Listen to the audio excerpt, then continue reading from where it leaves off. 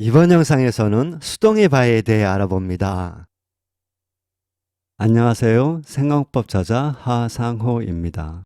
이번 영상도 재밌게 보시고요. 클릭해 주셔서 감사합니다. 잠시 바이를 with와 비교해 보겠습니다. Peel off the skins with a knife. Peel off the skins with a knife. I go to school by bus. I go to school by bus. with a knife. 이때 with는 도구의 with입니다. 칼로 자르고, 베고, 찌르고, 뚫고 칼과 같은 도구는 용도에 맞게 마음대로 사용할 수 있습니다. 마음대로 사용할 수 있으니 도구가 뜻하는 방법은 능동적입니다. 반면에 by bus, 이때의 by는 수단의 by입니다. 교통수단인 버스는 아무 데서나 타고 내릴 수 없고 자기 마음대로 노선을 정해 운행시킬 수 없습니다. 필요에 따라 이용할 뿐 자기 마음대로 사용할 수 없습니다. 수단이 뜻하는 방법은 수동적입니다.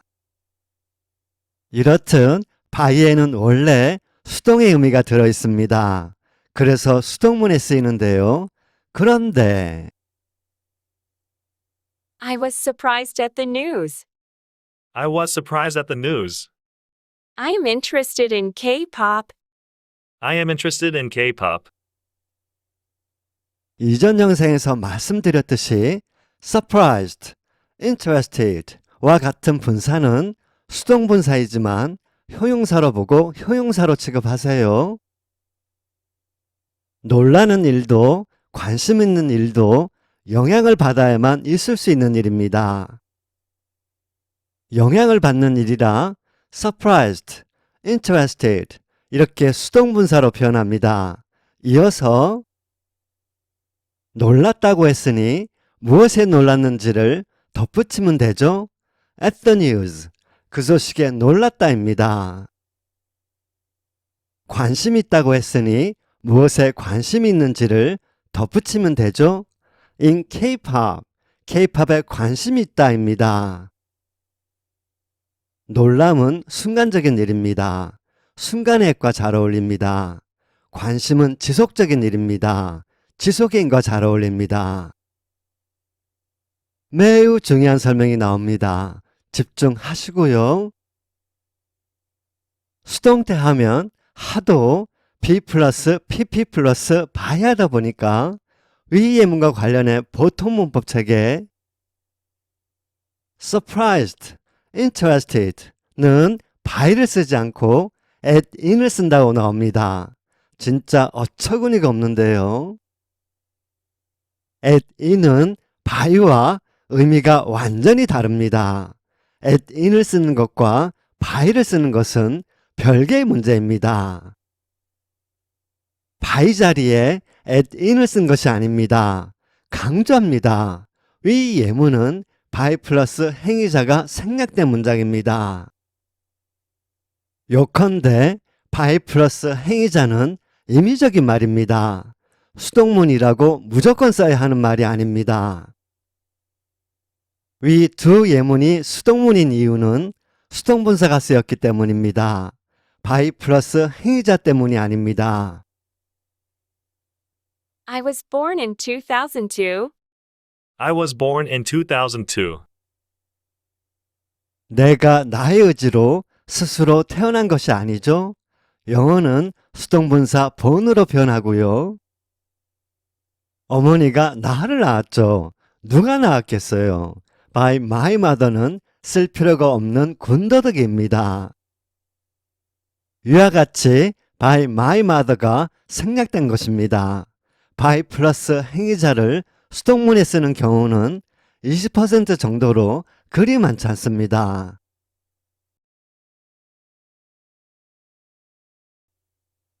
수동문은 주로 다음과 같은 경우에 쓰입니다. 거의 대부분 by 플러스 행위자가 쓰이지 않습니다. He was killed in the war. He was killed in the war. 행위자를 모를 때 누가 he를 죽였는지를 모르면 능동문으로 표현할 수 없습니다. Is this room cleaned every day? Is this room cleaned every day? 행위자가 중요하지 않거나 밝히고 싶지 않을 때 누가 방을 청소하는지가 중요하지 않거나 누가 방을 청소하는지를 밝히고 싶지 않으면 수동문으로 표현합니다. He was elected president. He was elected president. 행위자가 일반인이거나 상식으로 알 수 있을 때 대통령을 누가 뽑아주겠어요? 상식으로 다 알죠? He was run over by a taxi. He was run over by a taxi.